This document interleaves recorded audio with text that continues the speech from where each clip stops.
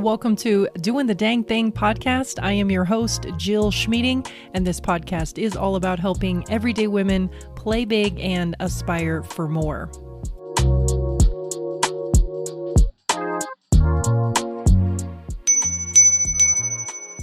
Did you hear the bells? That is a good indication something is about to begin. Or if you're on the bike trails, it means move out of the way. But in this particular case, you're listening to this podcast, and we are about to begin episode number 39. And it is all about helping you become the best host for your gatherings. We are going to be diving deep into chapter 3, which Priya Parker, in her book, The Art of Gathering, talks all about don't be a chill host. I'm going to talk about what that means to be a chill host and give you 3 ways to go about being a fantastic host. I'm going to talk about personal stories, different events and gatherings that I've actually hosted myself, those that were successful and those that were not so successful. Yes, I'm here to tell you that I, although have been reading this book for many, many years, am still making mistakes. So you're not alone there if you're a little bit hesitant to plan your own gathering, be your own host, and make it a fantastic event. Even if you have mistakes happen, you're not alone. But practice makes perfect, right?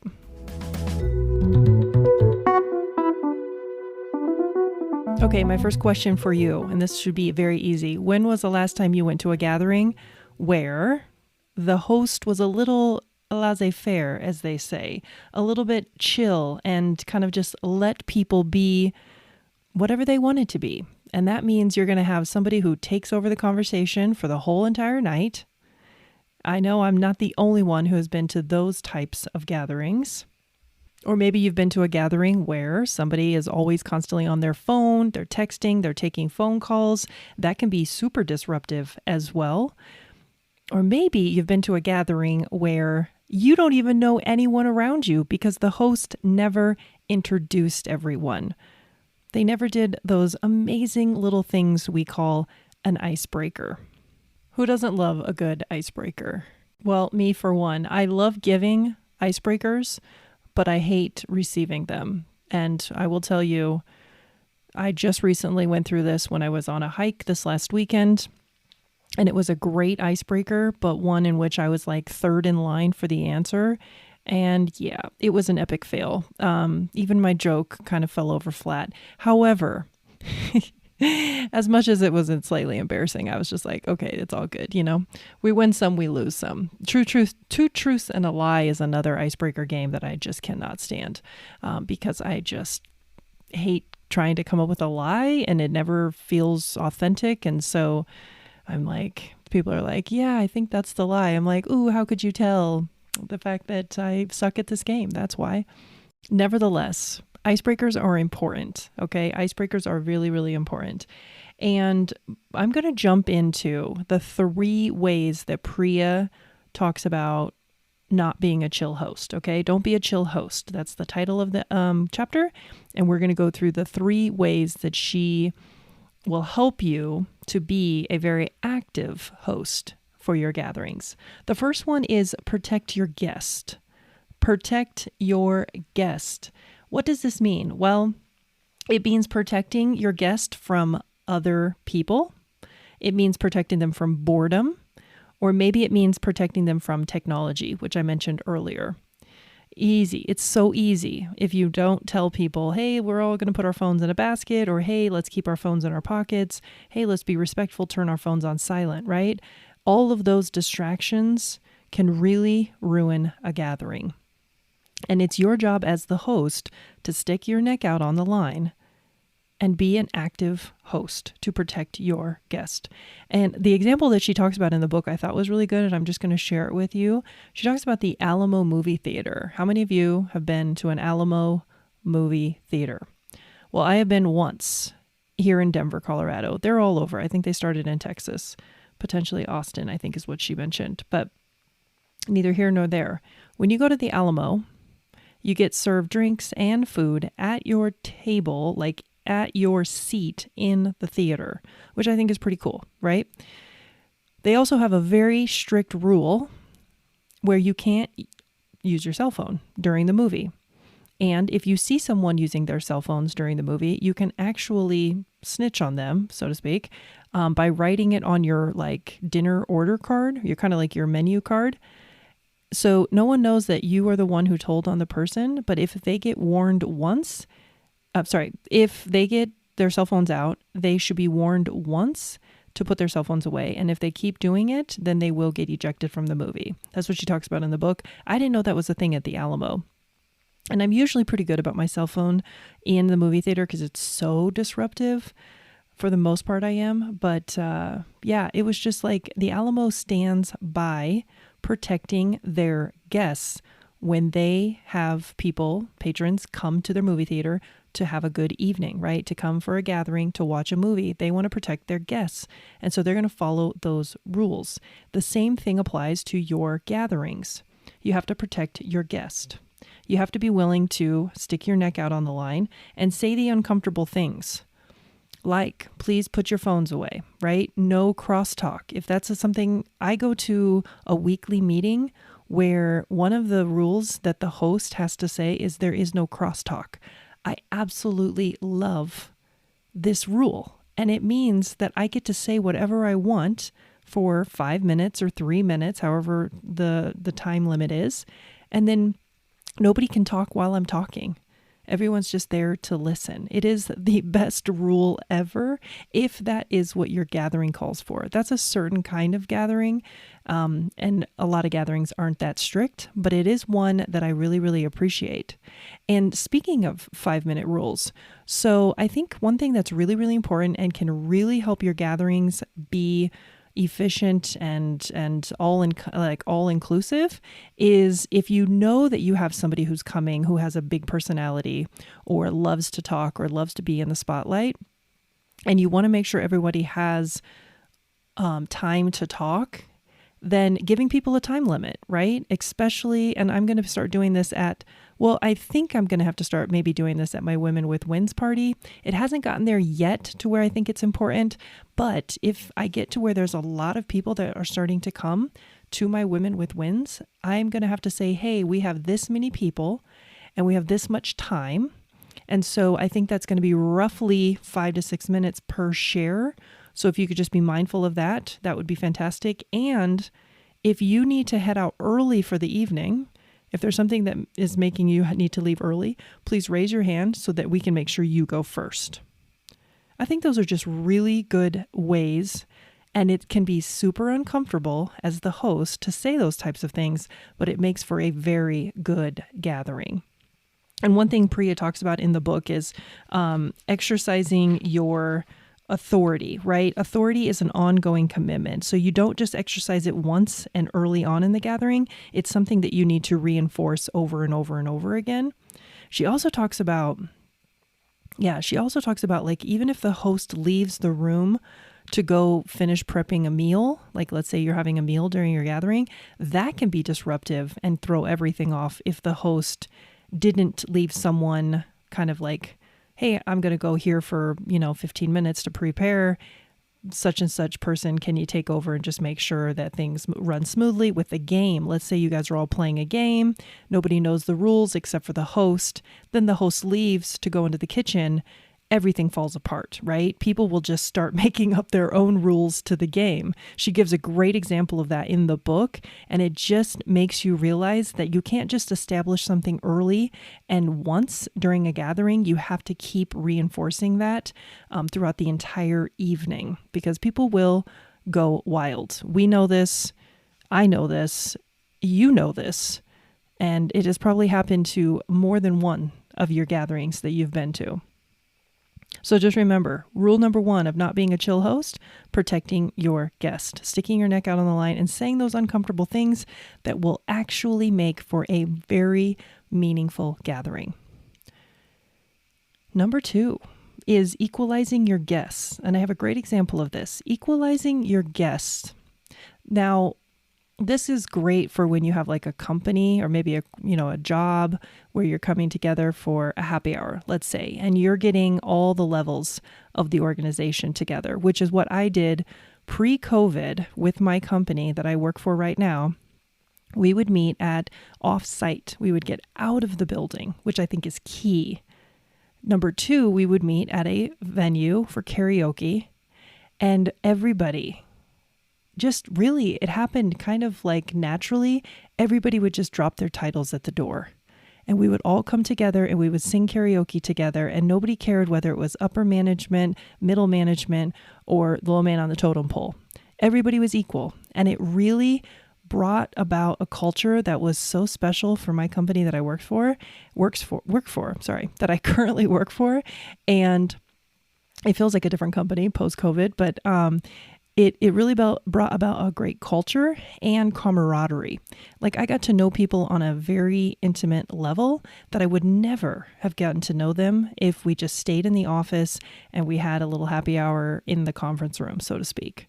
It just doesn't work. It doesn't work. You have to get out of the office and you have to drop the titles at the door and you have to equalize your guests. She gives great examples in the book in chapter 3, all great stories. But overall, that is the number 2 way that you can be a great active host for your gatherings.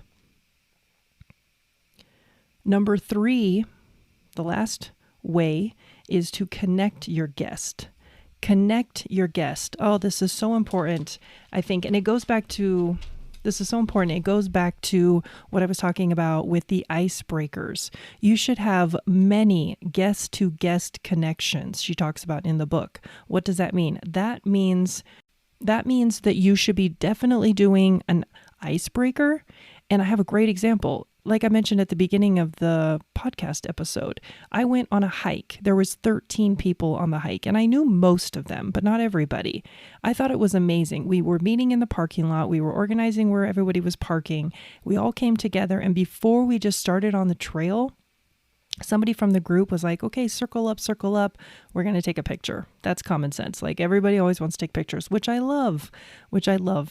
After the picture, we all came together and somebody was like, hey, I've got an icebreaker. Let's introduce ourselves and tell us your favorite pair of shoes growing up as like a kid. And like I said at the beginning of this episode, I was like third in line. My mind went blank as always. And I was just like, oh, snap. What kind of shoes did I have growing up, right? You're probably thinking in your head, you're like off the cuff, you're thinking of all these types of shoes that you had. I had nothing. I was blank. So the first person went, she said something, I can't quite remember. The second person went and he was just like, yeah, you remember those tennis shoes with like the basketball where you like pump up the air in the shoe from the tongue of the shoe? I was like, oh my God, I had a pair of those. Those were awesome. And then I went and it was an epic fail. We don't need to talk about it on the podcast. I just couldn't think of a shoe as a child. So I talked about a shoe as an adult. It just wasn't good. It wasn't good. However, we all make mistakes. And so it kept moving on and somebody brought up jelly shoes. So I'm an 80s baby. I was born in 81. So maybe you are thinking about your jelly shoes, if that was the era that you grew up. And people just had so many amazing things to say in that circle. And it really helped me learn more about those individuals before I went on a hike with them. And it just brings the camaraderie together. So I do think that an icebreaker at every gathering is really, really important. And there's one that I've been asking at I asked it at the first Women with Wins, and I think we talked about it at the second Women with Wins. And I encourage you to ask this at your gathering when you host. If a museum had an exhibit about you, what would it look like? If a museum had an exhibit that was all about you, what would it look like? That question is an absolute hit, and I encourage you to use it at your next gathering because it opens up the doors. And okay, now I'm getting excited. Connecting your guests. This also, one thing that I did, which I highly encourage you, because that's kind of a deep question. And if you want to get deep answers and really get to know people, you have to prime the pump. So one of the things that she talks about in this book, not in this particular chapter, but she talks about priming the pump. And that would be, I think she actually does talk about it in this chapter a little bit, emailing your guests to warm them up before the party. And that was something I did before a Women with Wins event. I was like, hey, this is an icebreaker question. Give it some thought. Come prepared. And I think I did it just a couple hours before the event. So you could do this a couple days before and then maybe send out one more message because, everyone needs reminders. Tonight's the night. Look forward to seeing you. Remember, this is the icebreaker question. If a museum had an exhibit, what would it look like? If it had an exhibit about you, what would it look like? I guarantee that question will be a just awesome hit for your gathering. And that's another way to connect your guests. Okay. So I'm just going to go through a couple other ways. Connecting your guests. Icebreakers we talked about. Assigning roles. So, for example, if you have a party where you have tables of people, she talks about in the book having like a water minister or a wine minister. I don't know why she uses the word minister, but we're going to go with it. And so it's somebody who always makes sure everybody's water's filled or everyone has wine at all times, right? So I think that's really cool. That keeps your guests connected. First of all, you know who to go to for water, and it's just a great way to connect the guests. Another thing that she talks about, which I think this is so important, depending on the gathering, is a seating chart. And she has such great examples in the book about like weddings, wedding receptions. Now, I have been to a handful of wedding receptions, and I can't say that I enjoy them whatsoever for the most part, mainly because I stay either with the group I came with or I never meet anyone new.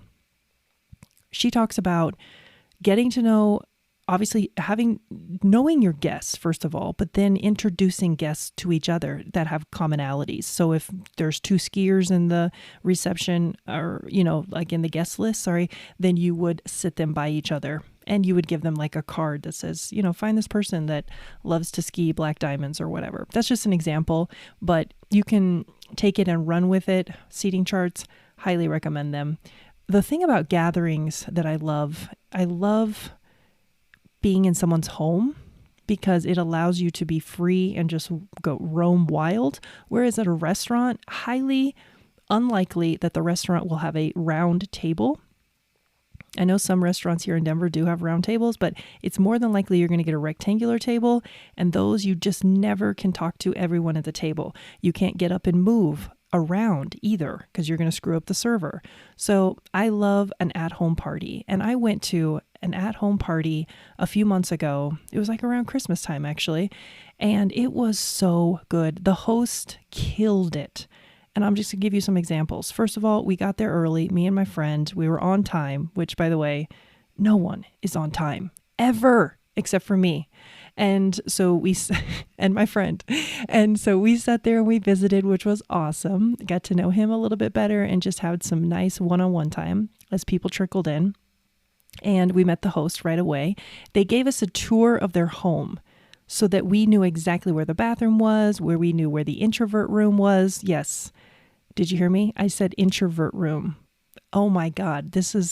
So their house party was packed full of people, but they intentionally knew that some people needed to get away from the noise, from the talking, from people, introverts, right? Which I would say I'm an extrovert, but at this particular party, boy, did I need to get away.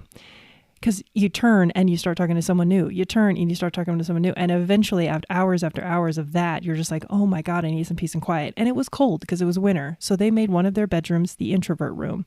I love this idea. And I went into the introvert room throughout that night as well. So keep that in mind the next time you host a gathering. But not only that, so we got introduced to the host. They made sure we knew exactly the lay of the land for their home. We knew about the introvert room.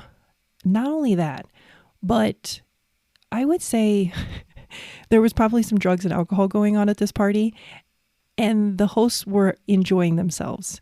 But after hours of meeting me and learning my name for the first time, one of the hosts came up to me and was just like, let me guess, wait a minute. She's like, I'm drunk and I'm high, but just give me a second, Jill. And I was like, oh my God, you're amazing. Like for her to remember my name, drunk, high, and hours later, and like 50 people in the house, it was crazy. I felt so seen and so like I belonged. It was great. It was great, actually. And not only that, she was just like, oh, you're You like, I don't know, you're a single lady. Oh, okay. Let me introduce you to these other single ladies who came here tonight. And so she then introduced me to two other ladies. I got to chat with them in the kitchen. And it was just a fantastic time. It was a fantastic house party. I think I use that example all the time for like what to do and what not to do.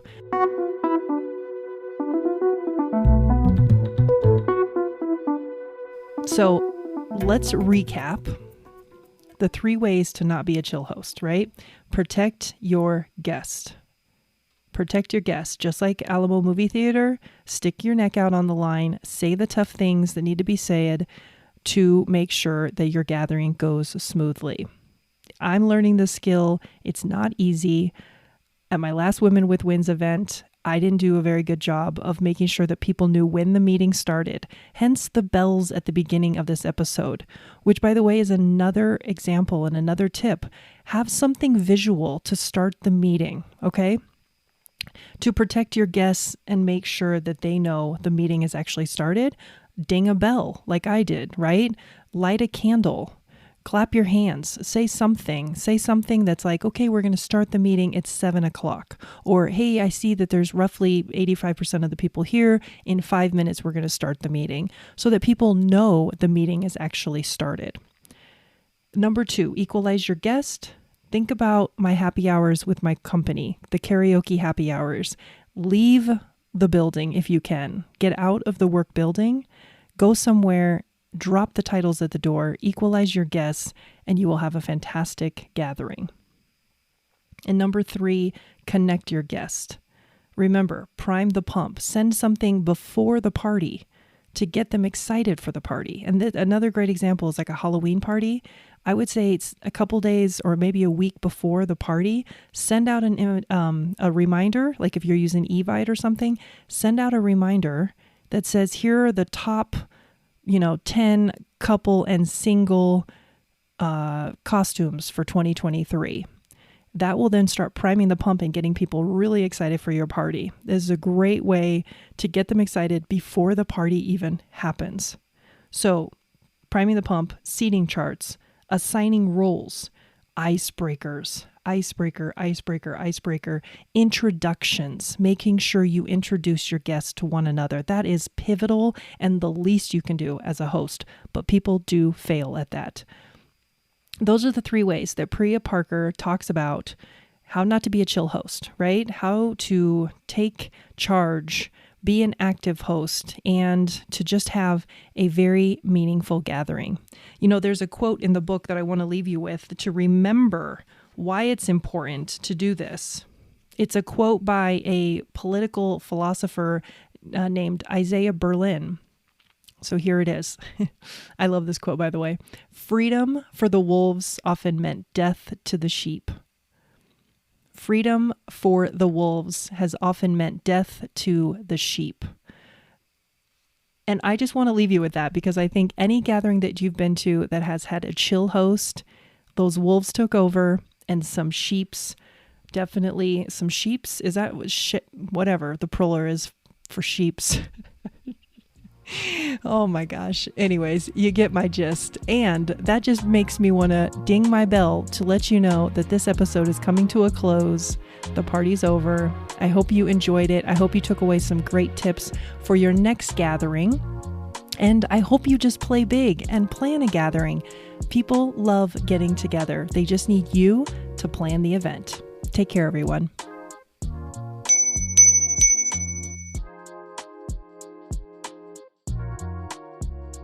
Okay. Who doesn't love a good blooper right at the end of a podcast episode?